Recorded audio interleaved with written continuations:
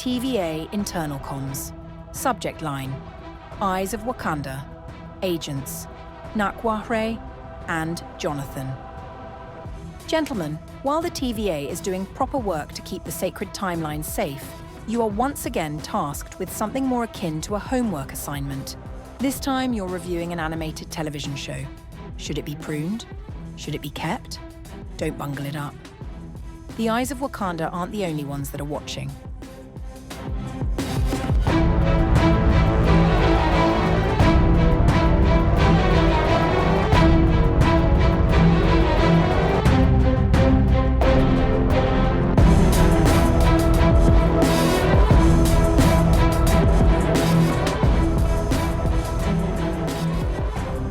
Ladies and gentlemen, welcome to the Entertainment Variance Authority. I'm Nakware Howard. That is Jonathan McNamara. Hello. Hey, we talk about comics and comic-related films, TV shows, and video games. And today we are on to talk about Eyes of Wakanda. Let's get after it. First and foremost, let's get into any nerd news. Anything you want to talk about that's happening with video games? Yeah, there is something I want to talk about. Have you watched K-pop Demon Hunters yet? No, I haven't. Why? So this legitimately came up in my workout session this morning. In your workout session this morning? Yes. Yes. Okay, My all workout partner was talking about it because I was discussing the proliferation and normalization of particularly K-pop and anime as just two things I never would have seen in my childhood. I knew a lot of people that were into both of them, but like it was very much seen as like a subculture, very niche and not everyday stuff that like quote unquote popular kids were into. And now I feel like everybody's into K-pop and anime. It's pretty mainstream at this point. So hit me. Yeah, I haven't watched it yet either, but I have listened to the soundtrack a lot, and I am steeped in it because it is everywhere, and I can't not be. Okay. I'm feeling you on the way things have changed. Yeah. I don't want to date myself too much, but I remember the days when being an anime fan meant deciding between buying 2 episodes dubbed on a VHS tape for $5 less or 2 episodes subbed for $5 more for some goddamn reason.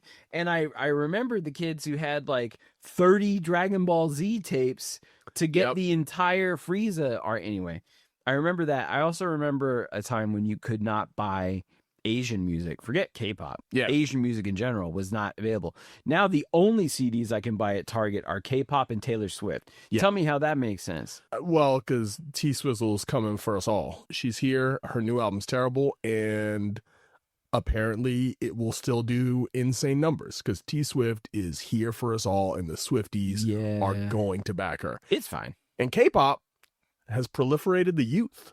Look, if I got to decide between T-Swift's latest album, much respect, no shade, or K-pop, baby, all day long. Yeah, you got to go K-pop. All day you got to go K-pop in that instance. And I'm going to put it out there, hella shade. Look, I think T-Swift is so overrated. Incredible songwriter. But I'm going to just light flames to this pod right now. I'm saying it. T-Swift, highly overrated. Singing, mid. Dancing, below mid. As I said. Her dancing, whack. Her costume, thank you. Whack. The way she flips her hair, whack. Wait, hold on. It's pretty good. The way she ruined Travis Kelce, whack. Awesome. Incredible to watch. Like a car wreck. I loved it. It is fascinating that what she got in his life, all of his professional aspirations took a turn for the worst. I think we got to watch K-pop Demon Hunters, and I think we might need to do an episode about it. All right, I'm down. If we don't at this point, we will be left behind. Other than that, the nerdiest news that I'm into is there's a lot of really good video games dropping this month, like a lot, and it's problematic. The next one that I'm definitely going to pick up, well, I'm going to get 2. I'm going to get Katamari Damacy. Okay. There's a new one where you roll through time. Okay, that's sick. Which is pretty dope. And then the other one that I'm going to get, and this is a little bit of a deeper cut here, is called Hotel Barcelona. Oh, I'm very unfamiliar. It's by one of my favorite video game directors, Suda51. Okay. and also the guy who did Fatal Frame. It is a 2D hack and slash, and it's like a little scary, little cool, little. I mean, Suda 51 games are bizarre, Nice. but always interesting and fun, and there's just not a whole lot like them. Nice. All right, I like What about that. you? What I about like you? that. Nerd news for me is pretty light. I've been locked in on life stuff recently, so I don't have a ton of nerd news. I guess what I'll bring to the table is trying to find the perfect family Halloween costume, Yes. which was very difficult for my family. I'm part of an interracial couple, and I have a mixed child, so that creates odd dynamics for costumes. And there's 3 of you. Exactly. You need a trio. That's tough. Yeah, so one that I threw out yesterday to my wife that we're not going to get off on, but I thought was pretty dope for me was Fifth Element. I could be Chris Tucker, Yeah. and then she could be the main character, and then our son could be Bruce Willis, although he's just far too tan, so we couldn't get that off the ground. And then what I came up with that I'm not even going to give it away because I'm pretty sure that this is what we're going to go with, but we've settled in the food arena. Okay. I think we're going to be food. You're going to this year. dress up as food. Yeah, we're going to be various forms of food. We're excited about it. It's going to be delicious and hilarious and adorable. I'm cute as hell. My son's cuter, and my wife is stunning. So we're excited about it. Yeah, that's what we're going with. Okay. All right. Just to transition back over to your regularly scheduled program, let's clean up the timelines. So, Okay. as you know, this is where we get Bringing rid work of into something this. Okay. that we're just over. We're done with. So, J-Mac, hit me. What are you getting rid of? Oh 'Cause my I God. got mine locked and loaded. You got yours locked. Give You me want me to yours go? first. Yeah. Okay. I'm going to set another entire audience group on fire. Great. As you know, we're supposed to be working to grow our audience. Sure. What I am actively doing at the start of our podcast is alienating more and more audience members. It's a bold strategy. The thing about it is you're kind of alienating the youth as well, because we are in man yelling at cloud territory. Yeah, and that's fine. Okay. That's All right. the audience I want. Get off my lawn, people. Those are my people now. Okay. And I'm Great. comfortable with it. Wonderful. So, what I'm going to get rid of, and you're right, this is a direct, I didn't even realize it when I came up with it, but this is a direct shot at the youths. Okay. We got to get rid of Crocs. Millennials would never in our younger days be caught styling Crocs. Are you kidding me? What's your specific issue? Like, Yeah, what was the point? Was it like when they made Croc flashlights? No. It's the mere presence of Crocs. My problem is it's very surface. It's the aesthetics. They look You just terrible. think they look stupid. They Even look before awful. you put headlights on them. Yeah, it's not good. I've never seen a Croc that looks swaggy. I get it. As we just stated, we're old men. We're getting there. No. I said you are going to come across as an old man. Do not bring me into this. Wow. Shots fired. I just wanted to be stated that I'm still your favorite person's favorite person. One of the coolest people that y'all will ever know. But look, I am aging like fine wine. I'm growing into my age, and I'm willing to say it. I put comfort over fashion at this point in my life. Okay. For most things. Okay. But every man's got to have a line, and the Croc is my line. Look, I think that's people, a good line. That's a good we line. have to present ourselves in a way that is flattering, not only for the other sex, but for other people of the same gender, so that they can aspire to better things for themselves and for the youths. I'm with you. I'm fine with Crocs. If we could gather up all the Crocs and send them into the sun, that would be fine with me. I love it. Yeah, that's fine. You want to know what mine is? Yeah, what you getting rid of? This is the nerdiest thing. There's 2, actually. There's 2. Do you want the cinematic one? The one that's kind of movie related that I got beef with? Or do you want the culinary one that I got beef with? No, let's go culinary. We're gonna go We're going to be culinary? talking about cinema for another 30 to, however long this pod goes. We got to stop hating on MSG. Oh, We got to stop hating on MSG. If you subscribe to the idea that MSG is bad for you, let me remind you that A, it's not, and B, you're going to die anyway. The reason that your fried rice doesn't taste good is because MSG is not in there. We got to stop hating on the MSG. Let me tell you something. Every barbecue you've ever had, every piece of barbecue brisket you've ever had that you were like, this is the best brisket I've ever tasted in my entire, I guarantee it. Nobody's going to tell you like, oh, I put MSG on there. We hide it. You go to the grocery store, you can buy a shaker of Accent. You guys can't hear that, but I just did quotation marks with my fingers. You did air quotes. If you listen carefully enough, maybe you can hear with the wind. It's called Accent. Accent is MSG by another name. It's just MSG. MSG has had an aggressive smear campaign against it. It has. Now, I wouldn't be putting it on my waffles, right? But like, if you have something that could be more delicious if it was slightly more savory, just a little bit, right? You don't have to use a lot. You're not using tablespoons. Just put a dash in there. Put a pinch. Life's short. MSG tastes good. So, what I'm going to throw out an option for you, Okay. and I think this can solve your problem. All right. I think we need to get the marketing team behind Brussels sprouts and sweet potatoes on MSG, because they've proven they can solve anything. When we were growing up, there was nothing you could do with Brussels sprouts. Brussels sprouts was a Nickelodeon childhood gross joke. Yeah. That's what it was. That was the vegetable. If you needed a gross vegetable, Yep. Brussels sprouts. And now we getting crispy fried Brussels sprouts with some pancetta. Oh, you might have a nice sweet and sour glaze on that bad boy. What? A little spicy. Yeah. Come on A now. little sweet and sour. You know what makes that taste even better?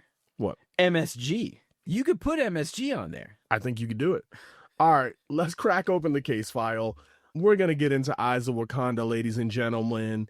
J-Mac, tell me what your initial expectations were, what you were looking for, and what you wanted out of this series. Well, I have so much respect for Ryan Coogler, and that was pretty much that, and the hype that you were giving me set my expectations for the show, which was that it is going to be pretty great.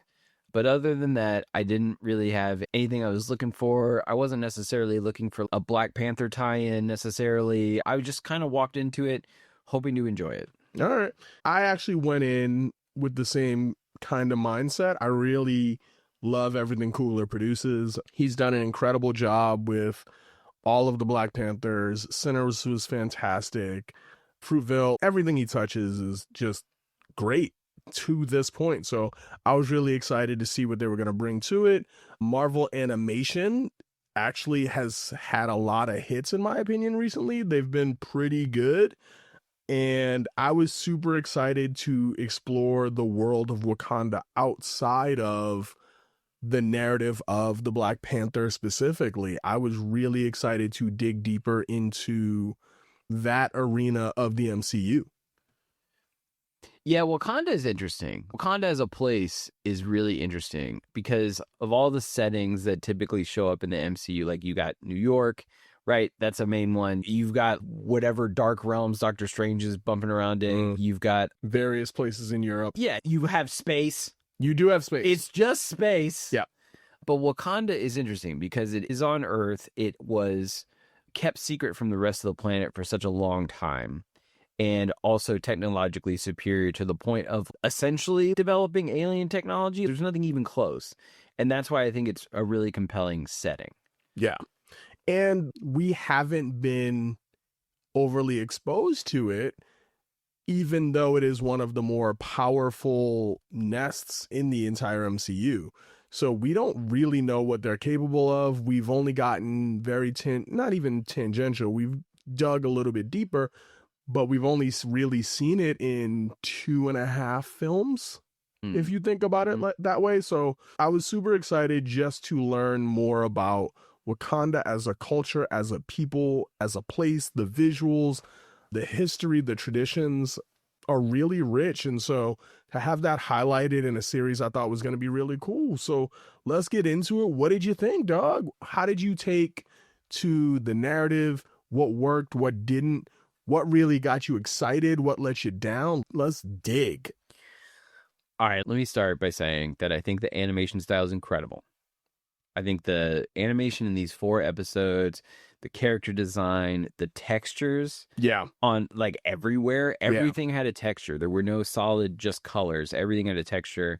All the faces had almost like brush strokes. I'm gonna pop in here. The texture and the color specifically, I really appreciate it because it's steeped in African culture, and I really thought the attention to detail there was really cool, and I was excited to see it continue.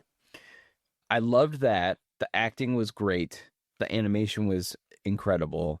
The soundtrack was very good. Yeah. And really lent itself to what this is. And I think it's worth mentioning that this is a 4-episode series that does take place over a long span of time. Yeah, it's a couple hundred years, I believe. The first episode's in 1260 BC. And then we go all the way through 1896 AD in 4 episodes. Yeah. Right? Which is a lot. There's a lot going on here. A lot of span of time. And it's cool that they got to explore Wakanda separate from the Black Panther for the most part. Yeah. During like this period of time where you could tie it to important historical characters. You have Achilles and Odysseus in the second episode, which is huge and interesting. And I think that gave them the freedom to tell more interesting stories with this historic kind of flair.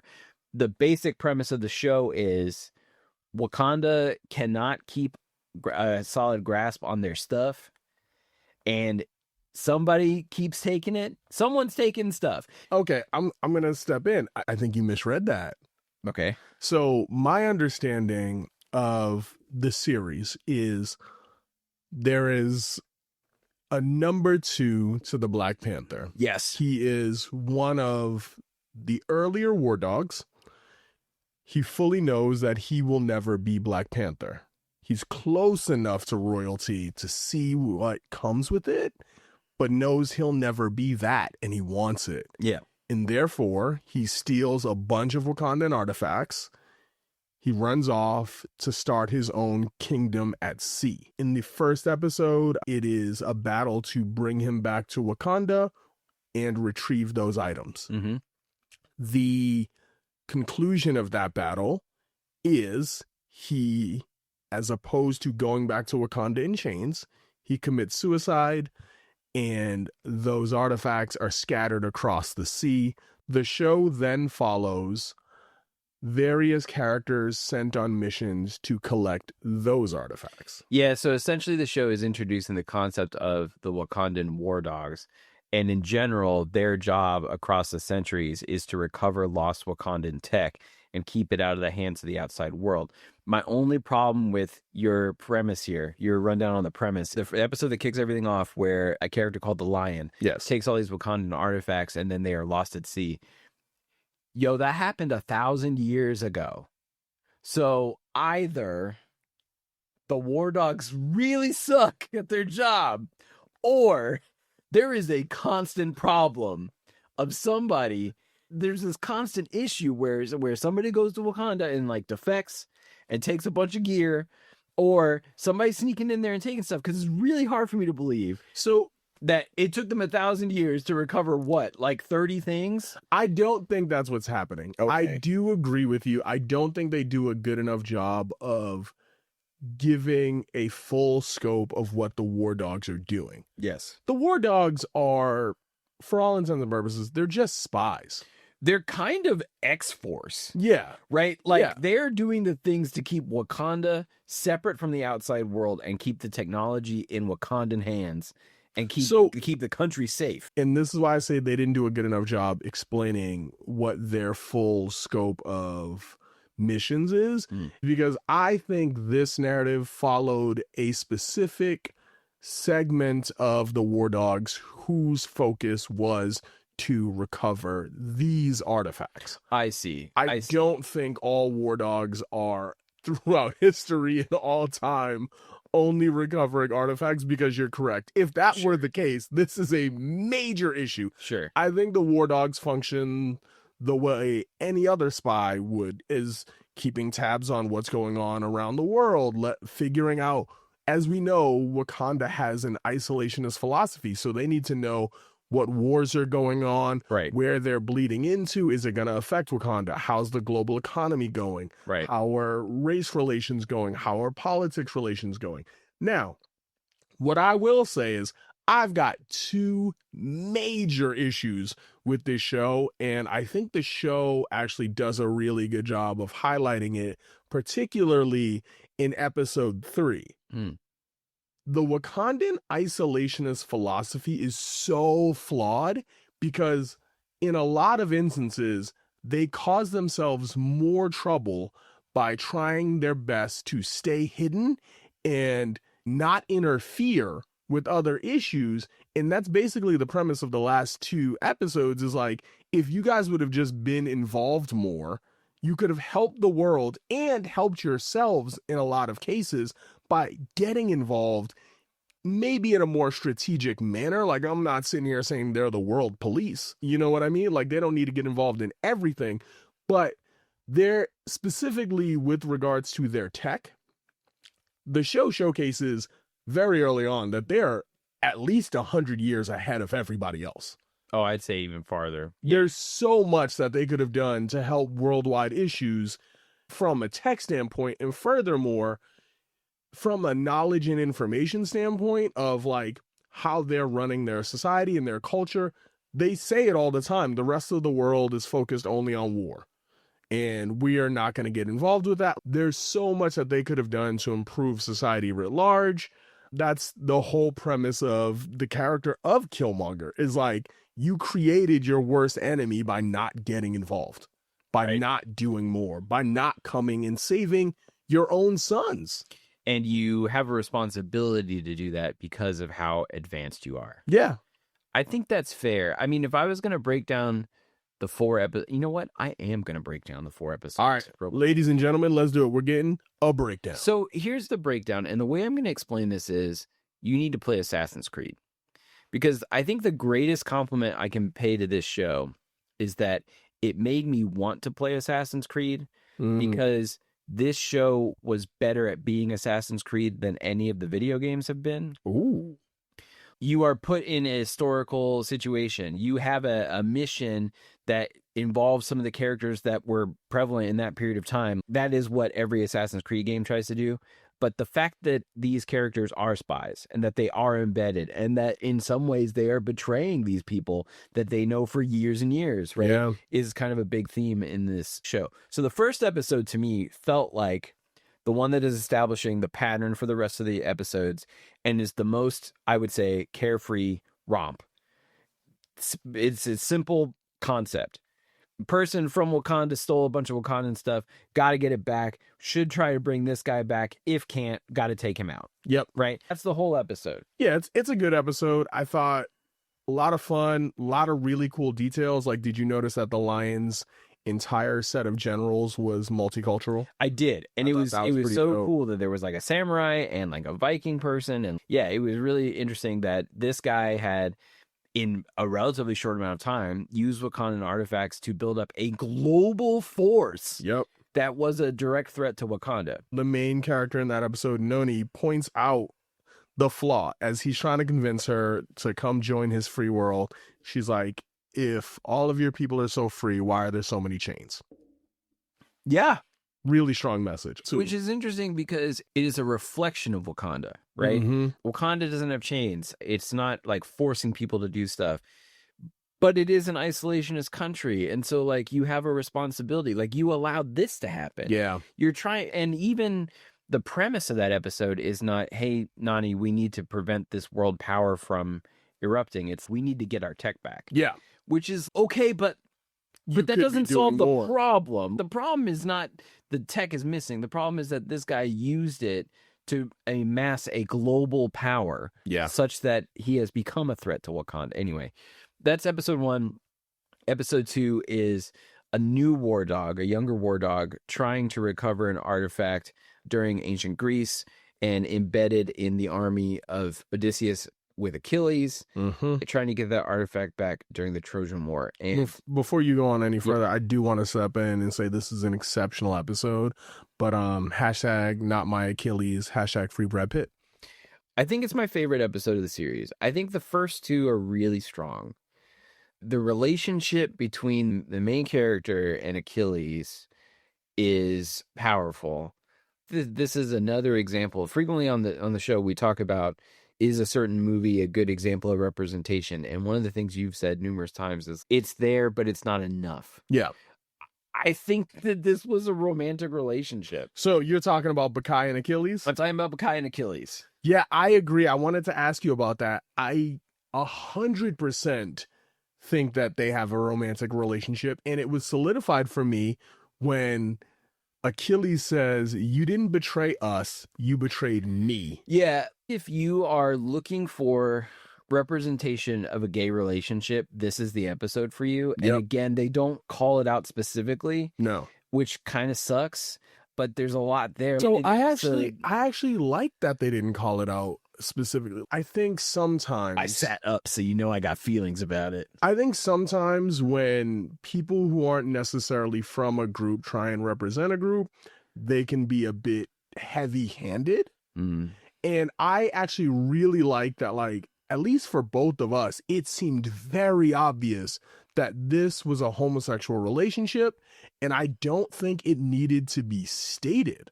I didn't need some mega makeout scene if they wanted to do that. If he wanted to kiss Achilles, like, as he passed, I think that would have been totally reasonable, like, whatever, one last goodbye to your lover. But I didn't need some announcement that they were lovers. I thought that, like, the beauty in it was in the nuance. This is the things you do with someone you're romantically invested in.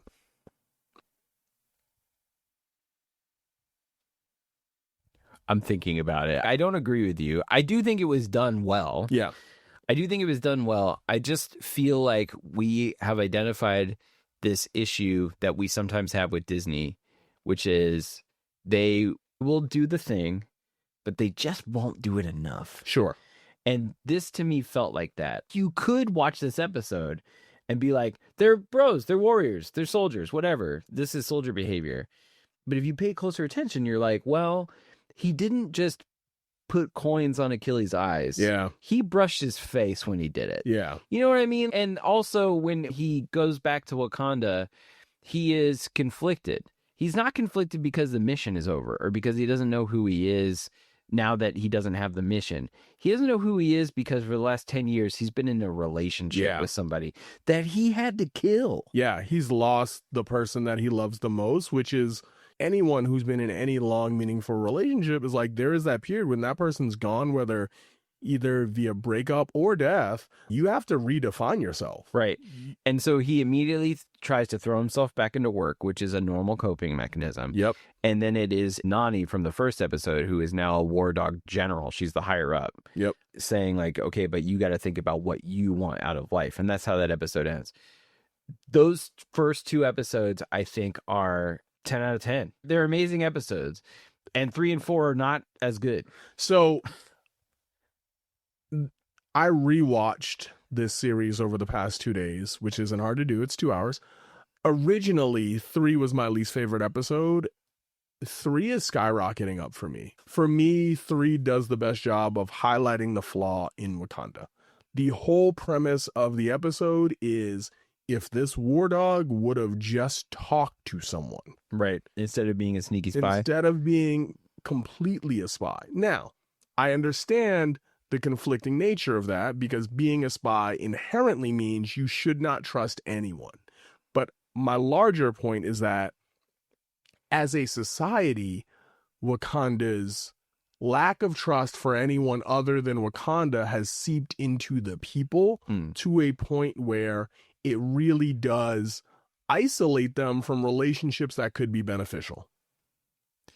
Yeah, I hear what you're saying. I'm going to ground us for a second and say that I think we have a tendency to read into and look for things. We're lore hunters. Yeah, we are. Basically, when we watch this stuff.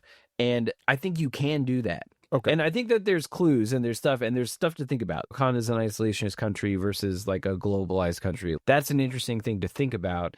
The problem is that every time this show takes a step toward something like that, that's more complex or a little deeper or something you can really chew on for a while, it goes, oh, wait, but also kids. And then Yeah. it becomes a kid's show. And it can't decide, right? On the one hand, the lion kills himself in the first episode, and also the second episode is about a gay relationship, and there's consequences here. The fourth episode is about a war, like an ongoing war zone. There are more adult, more mature subject matter here, but then also it's a Disney cartoon, so yeah, episode 3 is definitely the silliest of all. Silly. It's very silly. It does lack the weight of the other 3 episodes. The characters are fun, but it almost reminded me of Hercules, the Hercules movie, in the playfulness that it runs with. The main character in this one is who? Is this one Kuda? I think it's Kuda. Basha. Yeah. So Basha in this one is just a stereotypical arrogant protagonist. He knows better than everyone else. He's brash, he's swaggadocious. He's like James Bond if you took the sex appeal and added more stand-up comedy. Yeah.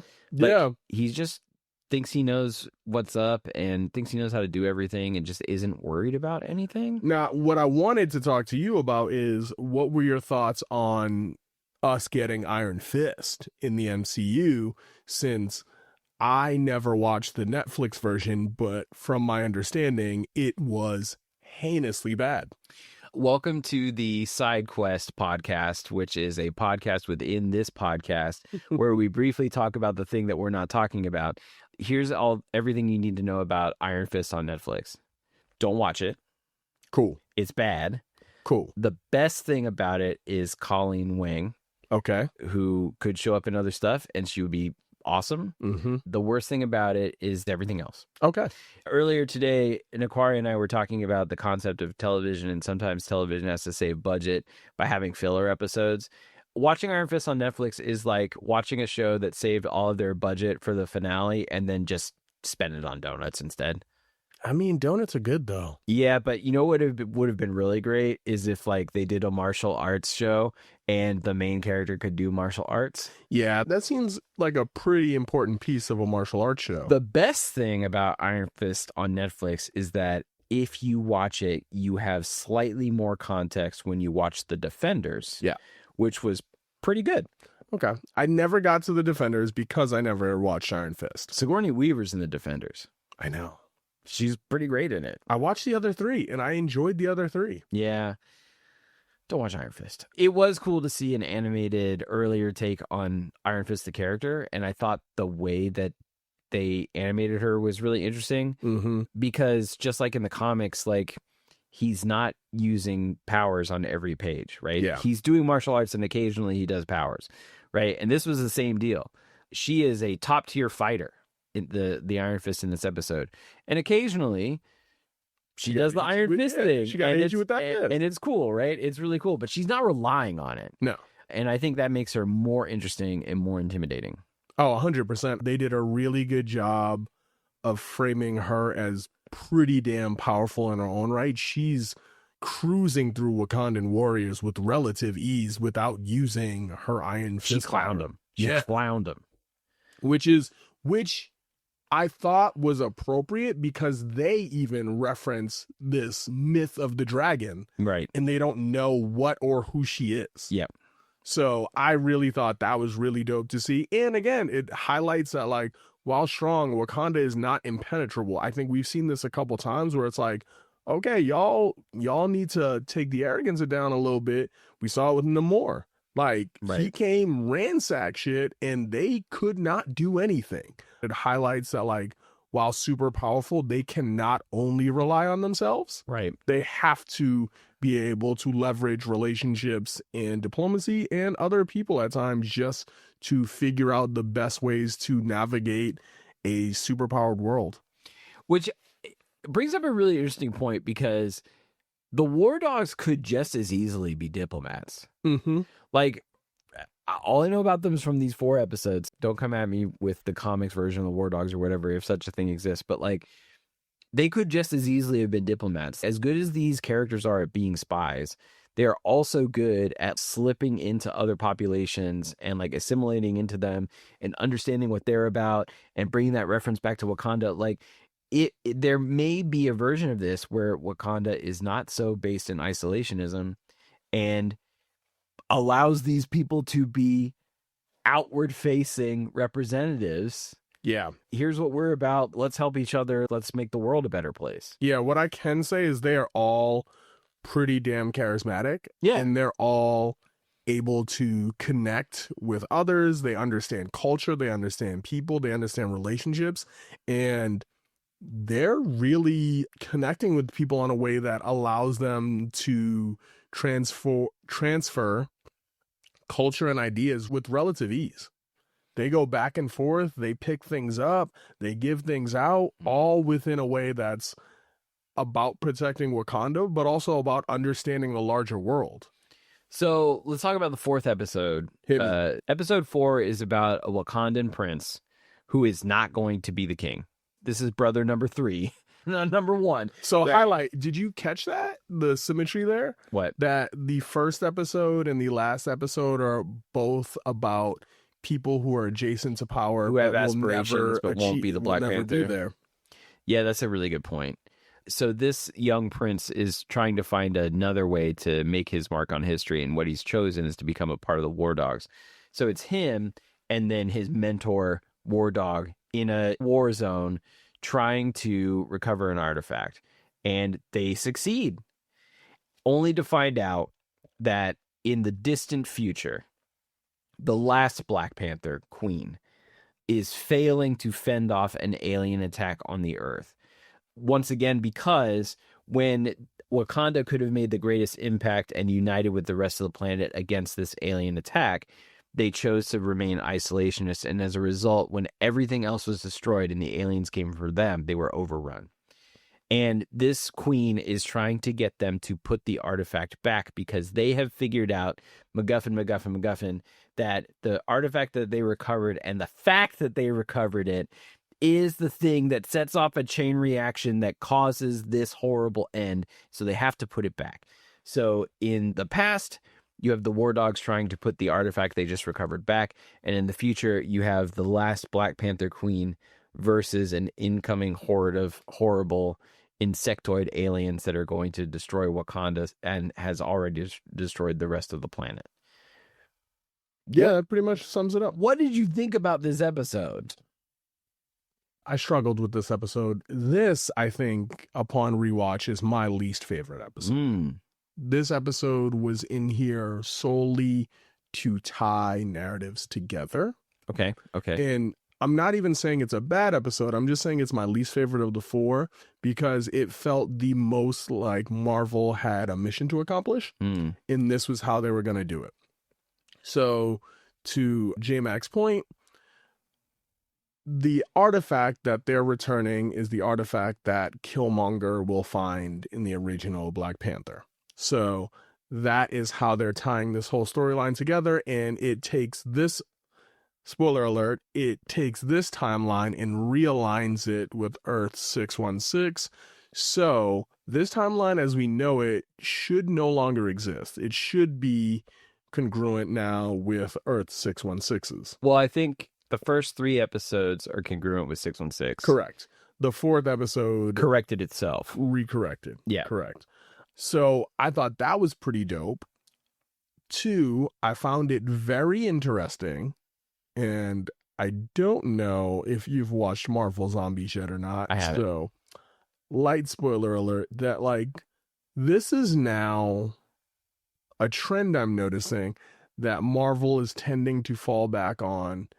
Generally speaking, a horde of moderately powerful villains as the destructive force. This alien horde, not necessarily super powerful, but their biggest strength is sheer volume. Yeah. They're certainly more powerful than your average human. They're certainly more powerful than most low-level superheroes. They're probably, if we were going to rank them, they're probably a mid-tier hero strength, but their volume is a problem. Yeah.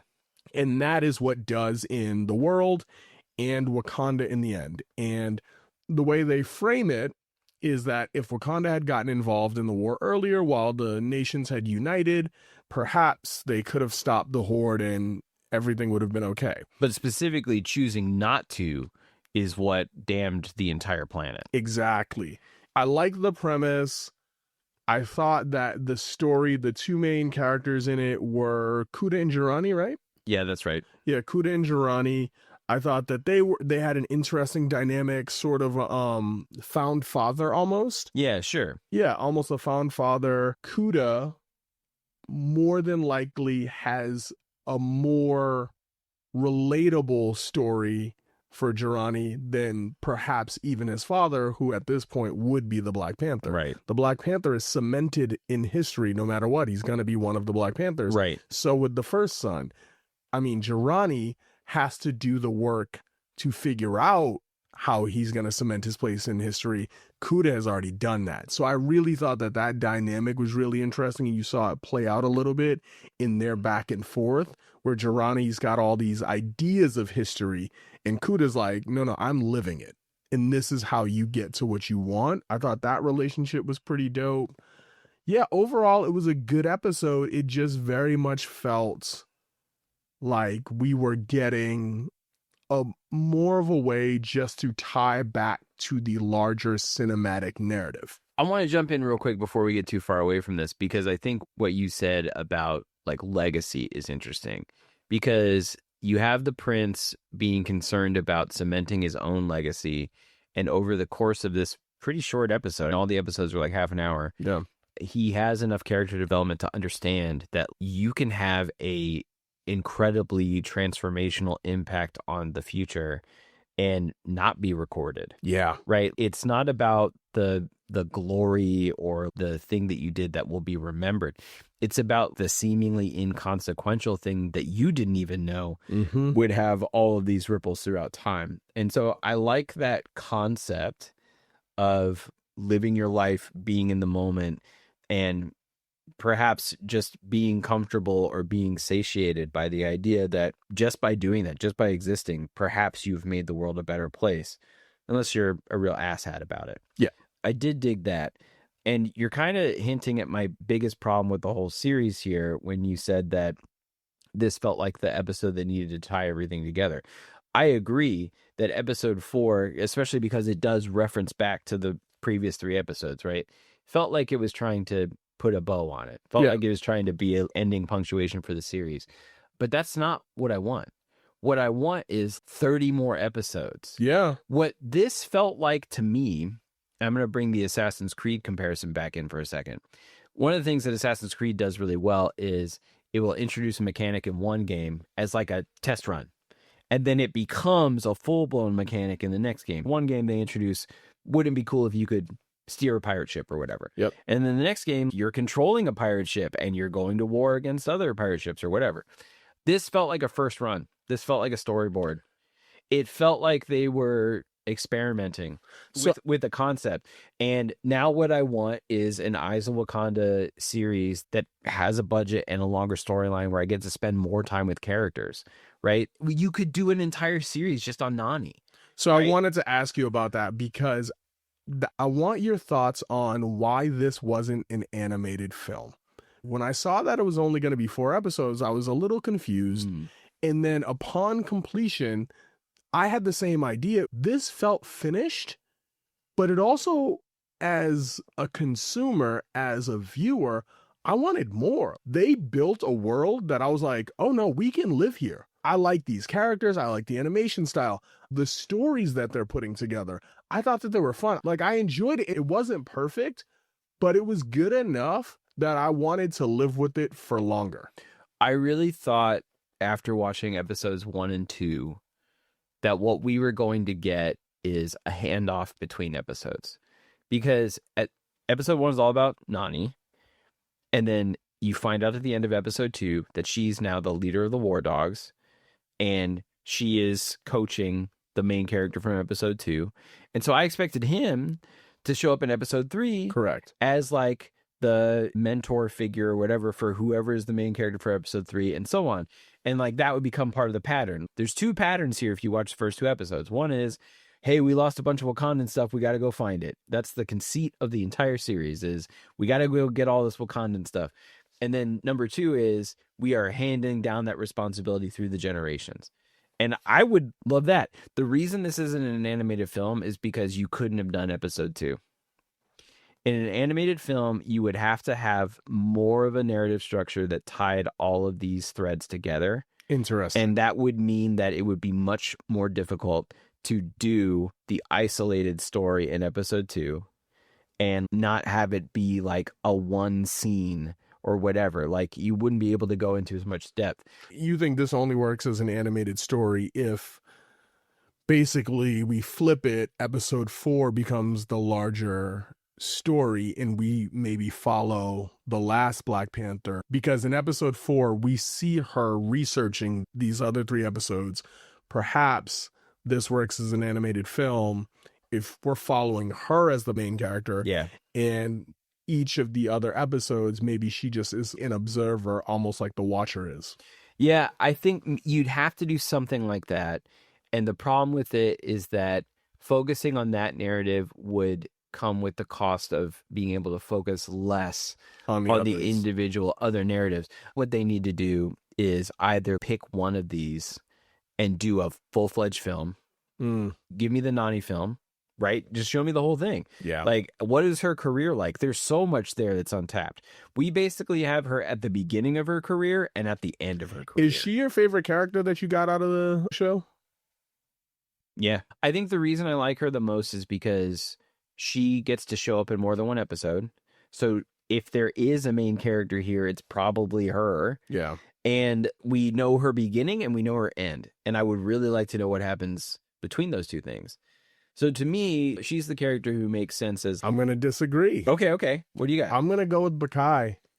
I think Bakai was fantastic. I think the fact that he, I believe, was in the field the longest. Yes. And as they say, every great story is a love story. Like, I really found that narrative to be engaging. Similar to what you said about Nani, like, we know he's going back into the field. I want to see who he becomes now that he's out of that relationship and almost in a desperate space to find himself. But we both agree that the characters from episodes 3 and 4 should not get the standalone movie treatment. No, I just don't think there's enough meat on those bones. Yeah. This is the thing. I hope they do more. Simply stated, I don't care what it is. It could be a video game. It could be a comic series. It could be a standalone movie. It could be more episodes and keep treating the show as an anthology or whatever. Like, I don't really care. I liked it. My biggest complaint about this show is that there just isn't enough of it. Yeah, I agree. It feels like it would be so easy. The premise is there to write some really interesting stories. We got an amuse-bouche of a show, and I want more of this. Yeah, just a little teaser. Let's bring it home. Give me your verdict. Tell me, how did you feel when you finished it? Does this give you hope that they're gonna do more with this? What is your final judgment? What's your numbered ranking? And does it belong on the sacred timeline? I would say that as somebody who walked into this with very few expectations, I wound up enjoying it a lot more than I thought I would. And that sort of serves to the series' detriment, actually, because there just isn't enough. I don't know why this is 4 episodes. Yeah, 4 is a crazy small number of episodes. When you get a season of anime, you're looking at 13, right? A 13 episode Eyes of Wakanda with a big climactic episode that ties everything together would have been so good. And instead we got 2 hours of measly what could be. And it feels like a first attempt. It feels like a rough sketch. I really enjoyed this rough sketch so much that I would like to see more, but I'm kind of disappointed that they didn't just put more resources into this to begin with. So I'm giving it a 7. Okay. Because I did really enjoy it, but I need more of this. And as far as like, does it deserve a space on the sacred timeline? I think the answer for now is yes. But I also think you could take this as a first sort of concept and stretch it out, turn it into something really special, maybe even I'd struggle to say like redo it, but give it the budget and the time that it deserves. And then I think if you do that well enough, I'm not sure. If whatever happens next is good enough, you might not need this. Okay. All right. When I finished, man, I was happy. It was fun. It was a really good time. I enjoyed it. I agree. I want more. I think there's a lot of opportunity to dig into anthology style stories in this format. Even if we had gotten just 8 episodes, there's so much more that they could have done, and they could have played with the story structure, like pass offs a bit more. If some of the concern was like the timing between episodes, maybe that was the reason we didn't get some of those crossovers. I think if you throw in even just 4 more episodes in between, you really can fill some of those gaps and find an interesting way to bring this story along. Yeah, this is the most fun I've had with a Marvel property in a little while. Whoa. So I was really excited about it. It is not the best thing I will be ranking this year. Whoa. I will say that. But that's a tease for those of you not in the know. But I was very excited about it. I'm going to go 8.2. I was really excited about it. I enjoyed it a lot. I thought it was a lot of fun. And while I agree, it suffered from needing more, what we got was really good. Was really, really good. And it's pretty high up on the stuff we've ranked so far. So I'm going 8.2. It definitely deserves a spot on the Sacred Timeline, and it deserves a season 2. It deserves more. I'm down for an animated film. I think it's really cool. I think they've got something here. And that gives us a cumulative score of a 7.6. Pretty good. Pretty damn good, making it the 3rd highest thing we've ranked that we've seen come out in the comicdom. I also think this is the thing that we agreed upon the most. Yeah. Which I think speaks to its quality. I'm reminded of the Castlevania Netflix series. Okay. Because the first season of that was 4 episodes, and it was really short. In much the same way, it felt like a prototype. And then they have just been blowing it out of the water ever since, with like full-length seasons and higher animation quality and bigger budgets. I hope that Eyes of Wakanda gets the same treatment. Yeah, that'd be pretty dope. I really haven't heard any negative feedback about it.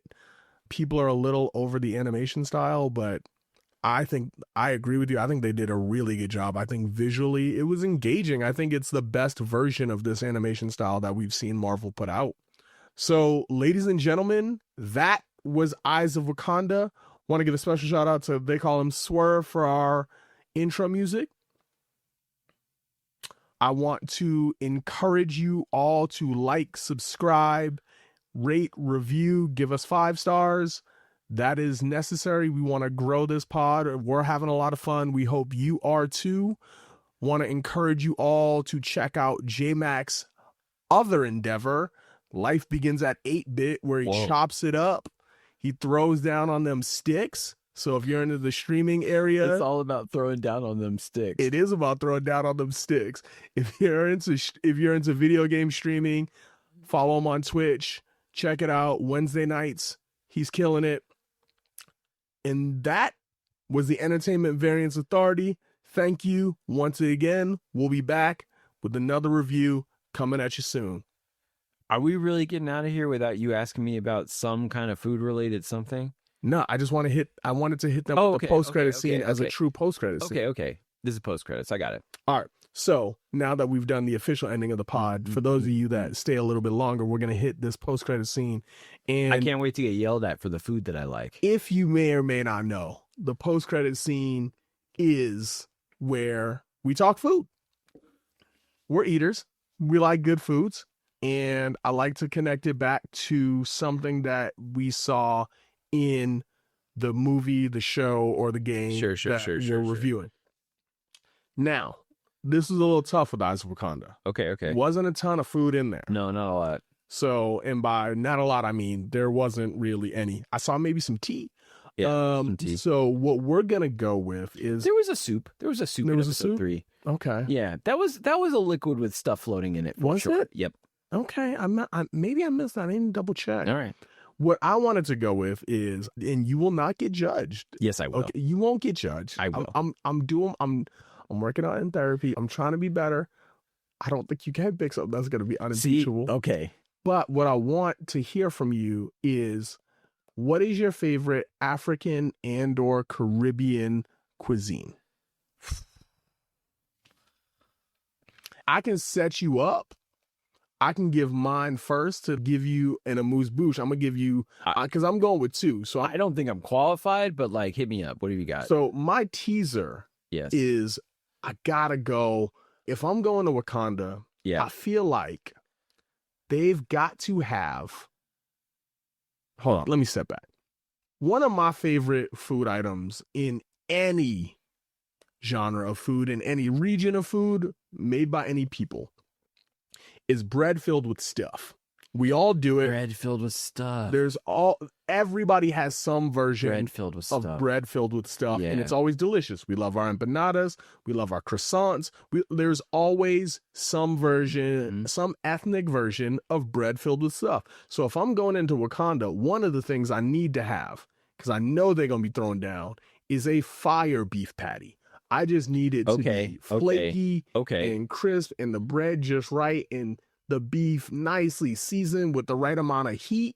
If they're really connecting with my peoples, maybe they're going to slide me some cocoa bread and cheese with it too. Ooh. Okay. Ooh, yeah, we out here.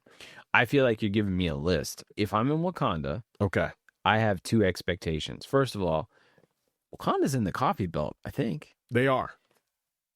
You know they got some good coffee. I didn't even think about that. That's right. They're in the coffee belt. So that's where my brain goes first, is like, I'm getting caffeinated in Wakanda. I'm going to feel like the Black Panther. Yeah, they're going to do you right. Yeah. So that's pretty good. And then to your point, bread with stuff, right? Every culture's got grilled meats. I don't know what they're grilling in Wakanda, but I want it. So this is where my actual answer comes from. Okay. And you're right. They're doing some kind of grilled meat. I don't think I'm going grilled though. Okay. What I'm doing is, I know Wakanda has to have some kind of fire braised oxtail stew. Oh yeah. That, like, bruh, I just need, it's going to be falling apart. Oxtails are really in right now. Which some kind of braised oxtail stew, and if they do it just right, like, you get just the right amount of like rice with it. Oh, I am gonna need the rice with that. Yeah, really set you apart. Got some nice veggies that just been soaking that in all this whole time. Oh, that sounds delicious. It's just comfort food. Like, I just want to sit down, eat that, and then not go anywhere for 3 hours. Yeah, I made a Vietnamese beef stew this week. I'd like to share the recipe with you. I think you might like it. I'm down. Okay, cool. Yeah, cool. That sounds delicious. Nice. All right. That was our post-credit scene for today. You didn't yell at me. I don't even know what to do. I told you. I'm trying to be better. Best Halloween candy, candy corn. I'm not, look, if you want to get into something a little bit more, spicy, we can do that, and I can judge you. I can absolutely judge you. I just don't know what I'm going to do with myself without this judgment. It's like a gaping hole in my life. All right. Okay. Oh, I like Tootsie Rolls. Let's really. No. We don't have to invite the violence. No. Okay. Now we are gonna invite the violence. Okay. All right. We are gonna invite the violence. Okay. You wanted to do this. All right. What is your favorite Halloween candy?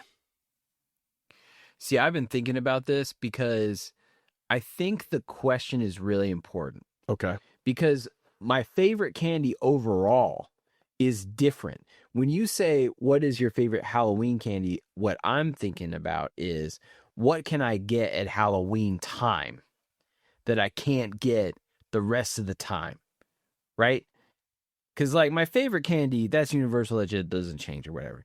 But, like, what's my favorite Halloween candy to me suggests, what can I get during Halloween time I can't get other times? Okay. And for me, the thing that I keep coming back to is sweet and sour gummy bats. I like gummies.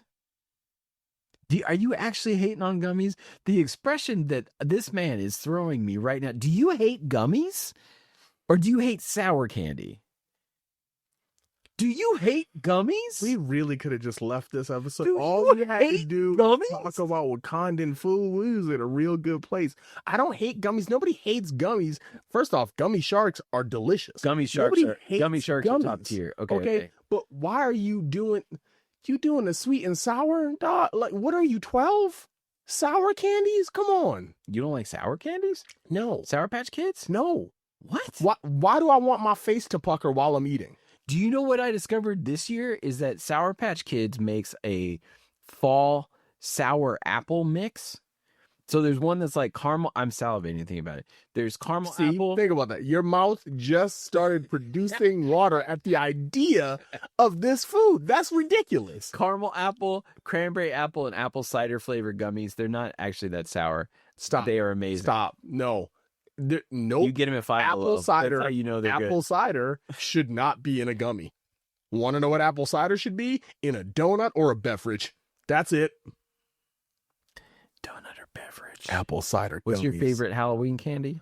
My favorite Halloween candy. God, you know what would be really funny is if I just like ripped on you. Because I never do that, right? That's true. You Like could, if I but would just you stop don't. being polite. You don't, because you know my opinions are correct. Yeah. I mean, I appreciate you, acknowledging greatness.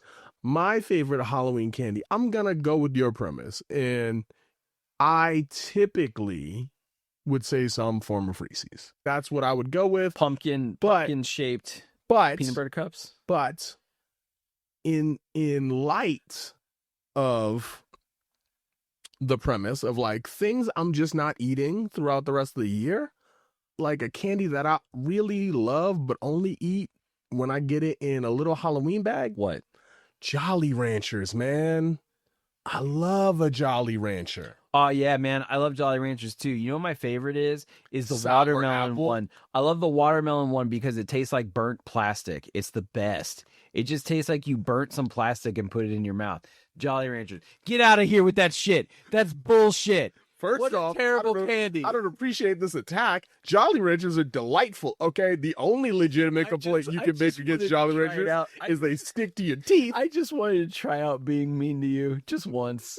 Jolly Ranchers are great. Watermelon Jolly Ranchers are trash, but there are a lot of really, really awesome flavors. I would say sour apple is very good. They got a blue raspberry in there. Yep. Oh man, they got the normal raspberry too. Man, yeah, Jolly Ranchers are pretty good, man. They're good, except for watermelon's trash. But the rest of them are pretty awesome. Yeah, welcome. Well, wait a minute. Okay, let me ask you one more question before we go. Okay. Jolly Ranchers come in different form factors.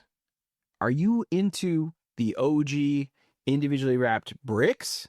Are you into the longer, flatter ones that you get at gas stations? What's the form factor here? Here's what I'll say. I will take almost any form factor of Jolly Rancher, Okay. except for the long ones.